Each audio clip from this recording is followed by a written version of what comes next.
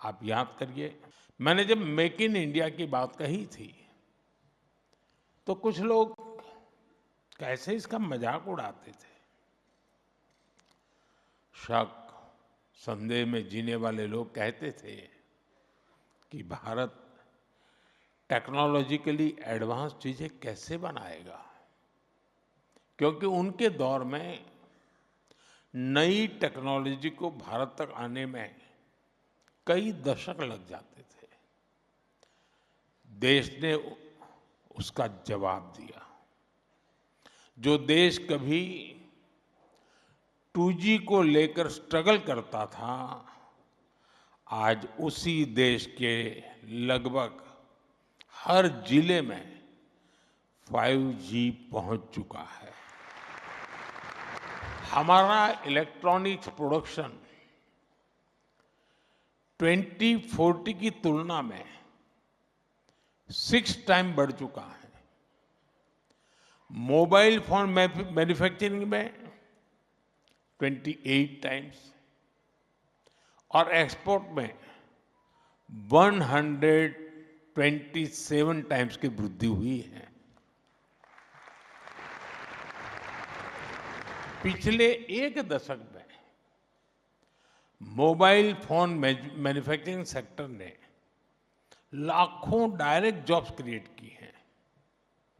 अभी हाल ही में एक बड़ी स्मार्टफोन कंपनी का डेटा सामने आया है।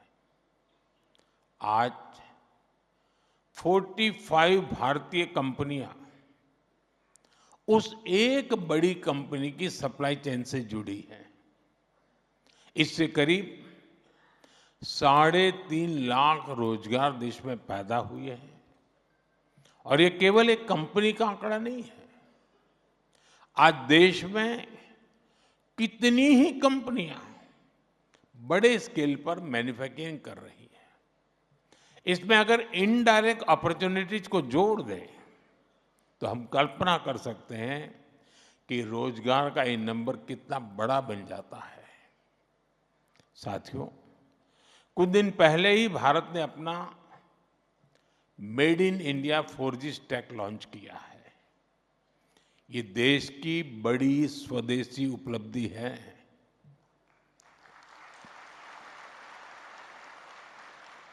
अब भारत दुनिया के उन 5 देशों की लिस्ट में आ गया है जिनके पास ये सामर्थ्य है।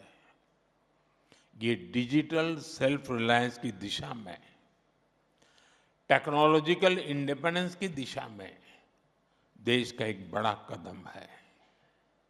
Indigenous 4G and 5G stack के जरिए हम न केवल सीमलेस कनेक्टिविटी को सुनिश्चित कर पाएंगे, बल्कि देशवासियों को तेज इंटरनेट और रिलायबल सर्विसेज भी दे पाएंगे।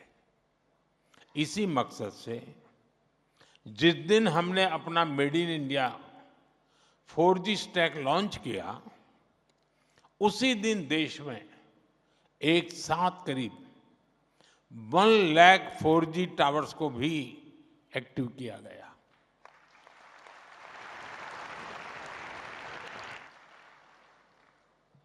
दुनिया के कुछ देशों को 1 लाख टावर की बात करते हैं तो भी उनको अजूबा लगता है। ये आंकड़े बहुत बड़े लगते हैं लोगों को। इसके कारण एक साथ 2 करोड़ से ज्यादा लोग देश की डिजिटल मूवमेंट का हिस्सा बने हैं। इसमें कई ऐसे इलाके थे जो रिमोट एरिया में थे, जो डिजिटल कनेक्टिविटी में पीछे छूट गए थे। अब ऐसे सभी क्षेत्रों में इंटरनेट कनेक्टिविटी पहुंची है। साथियों, भारत के made in India 4G stack की एक और विशेषता है। हमारा 4G स्टैक एक्सपोर्ट रेडी भी है। यानी ये भारत की बिजनेस आउटरीच का माध्यम भी बनेगा। इससे 2030 के भारत 6G विजन को पूरा करने में भी मदद मिलेगी। साथियों, 10 सालों में भारत की टेक्नोलॉजी रिवॉल्यूशन बहुत तेजी से आगे बढ़ी है और स्पीड और स्केल को मैच करने के लिए बहुत लंबे समय से एक मजबूत लीगल और मॉडर्न पॉलिसी फाउंडेशन की जरूरत महसूस हो रही थी। हमने इसके लिए टेलीकम्युनिकेशंस एक्ट बनाया। इस कानून ने द इंडियन टेलीग्राफ एक्ट और the Indian wireless telegraph act, उन दोनों को रिप्लेस किया। ये कानून तब के थे जब यहां बैठे हम आप जैसे किसी व्यक्ति का जन्म भी नहीं हुआ था, और इसलिए पॉलिसी लेवल पर जरूरत थी कि हम 21वीं सदी की अप्रोच के हिसाब से एक नई व्यवस्था बनाएं, और हमने वही किया है। ये नया कानून रेगुलेटर नहीं है, बल्कि एक फैसिलिटेटर की तरह काम करता है। अब अप्रूवल्स आसान हुए हैं, राइट ऑफ वे परमिशन जल्दी मिलती है, इसका परिणाम भी दिख रहा है। फाइबर और टावर नेटवर्क का विस्तार तेजी से हो रहा है। इससे ईज ऑफ डूइंग बिजनेस बढ़ी है, इन्वेस्टमेंट को एनकरेज किया जा रहा है और उद्योगों को लॉन्ग टर्म प्लानिंग में सुविधा हुई है। साथियों, आज हम देश में साइबर सिक्योरिटी को भी उतनी ही प्राथमिकता दे रहे हैं। साइबर फ्रॉड्स के खिलाफ कानून सख्त किए गए हैं और अकाउंटेबिलिटी भी बढ़ाई है, और ग्रीवेंस रिड्रेसल के मैकेनिज्म को भी बेहतर किया गया है। इंडस्ट्री और कंज्यूमर्स दोनों को इसका बहुत बड़ा लाभ मिल रहा है। फ्रेंड्स, आज पूरा विश्व भारत के पोटेंशियल को रिकॉग्नाइज कर रहा है।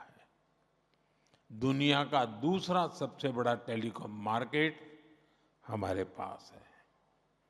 दूसरा सबसे बड़ा 5G मार्केट यहां है, और मार्केट के साथ ही हमारे पास मैन पावर भी है, मोबिलिटी भी है और माइंडसेट भी है। और जब मैन पावर की बात आती है तो भारत में स्केल और स्किल दोनों एक साथ दिखाई देते हैं। आज भारत दुनिया की सबसे बड़ी युवा आबादी का देश है, और ये जनरेशन बहुत बड़े लेवल पर स्किल बनाई जा रही है। भारत आज दुनिया में सबसे तेजी से बढ़ती डेवलपर पॉपुलेशन वाला देश है। साथियों, आज भारत में 1 GB वायरलेस डेटा की कीमत 1 कप चाय के दाम से भी कम है।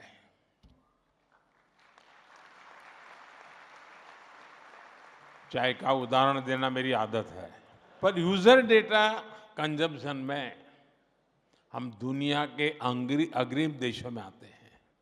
इसका अर्थ है कि भारत में डिजिटल कनेक्टिविटी अब कोई प्रिविलेज या लग्जरी नहीं है, ये भारतीयों के जीवन का एक अटूट हिस्सा है।